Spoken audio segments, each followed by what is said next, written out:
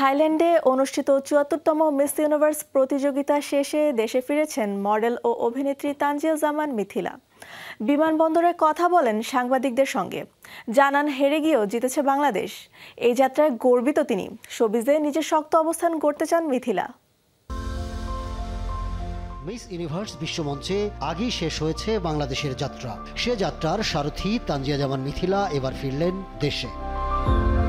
২৫ November বিকেল ৩:৩০টার দিকে ঢাকা হযরত শাহজালাল আন্তর্জাতিক বিমানবন্দরে এসে পৌঁছান মিথিলা। গত ২১ নভেম্বর অনুষ্ঠিত গ্র্যান্ড ফিনালেতে প্রতিদ্বন্দ্বিতা করেন মিথিলা। মিস ইউনিভার্সের মুকুট জয় করতে না পারলেও ইতিহাস সৃষ্টি করেছেন তিনি। পিপলস চয়েসে ১২১ দেশের প্রতিযোগীর মধ্যে হয়েছেন তৃতীয় এবং জায়গা করে নিয়েছেন সেরা ৩০-এ।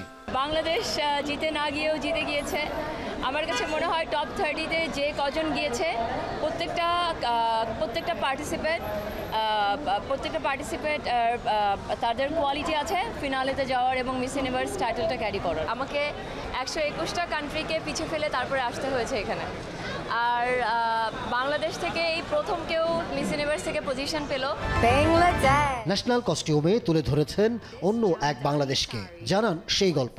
যখন বাংলাদেশ বলে ডাকবে তার মানে আপনি ১৮ কোটি মানুষকে রিপ্রেজেন্ট করছেন। আমাদের ন্যাশনাল কস্টিউম আমার কাছে মনে হয় শাড়ি, এবং আমি শাড়ি চুজ করেছি।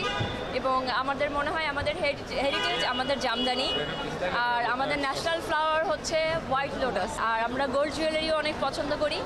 তো আমার কাছে মনে হয়েছে আমি সুন্দর সাদা জামদানি পরবো, আমাদের ন্যাশনাল ফ্লাওয়ারের কালার, আর সুন্দর আমাদের গোল্ড প্লেটেড জুয়েলারি পরবো, যেটা আমাদের হেরিটেজ। শুরু থেকেই দেশের বেশিরভাগ মানুষ সমর্থন দিয়ে এসেছেন তাকে, কেউ কেউ আবার টেনে ধরেছেন। কি বলবেন মিথিলা? আমি যদি একটা রেজাল্ট না নিয়ে আসতাম তাহলে কিন্তু মানুষ আর পরবর্তী কন্টেস্ট্যান্টকে সাহায্য করতো না। তো আমার কাছে মনে হয় যদি আরও মানুষ ভালো করে, আরও কন্টেস্ট্যান্টরা ভালো করে, আমার মনে হয় সবাই পজিটিভ হয়ে যাবে। আর আমার কাছে মনে হয় আমাদের সবার পজিটিভ জিনিসটাকে দেখে এগিয়ে যাওয়া উচিত। সামনে কাজ করবেন কিভাবে, নাটক সিনেমায় নিয়মিত হবেন কিনা, মানুষকে হেল্প করা, মানুষের প্রতি কাইন্ডনেস দেখানো। যেহেতু আমাদের দেশে অনেক আন্ডার প্রিভিলেজ মানুষ আছে, তো সেই জায়গা থেকে আমার যেহেতু এত বড় একটা প্ল্যাটফর্ম থেকে আমি একটা টাইটেল পেয়েছি, আমি অবশ্যই আন্ডার প্রিভিলেজ মানুষদের জন্য আরও বেশি কাজ করব। বাংলাদেশে ঢোকার আগেই একটা মুভির অফার পেয়েছি, তো আমি বলেছি যে আমি এসে চিন্তা করব।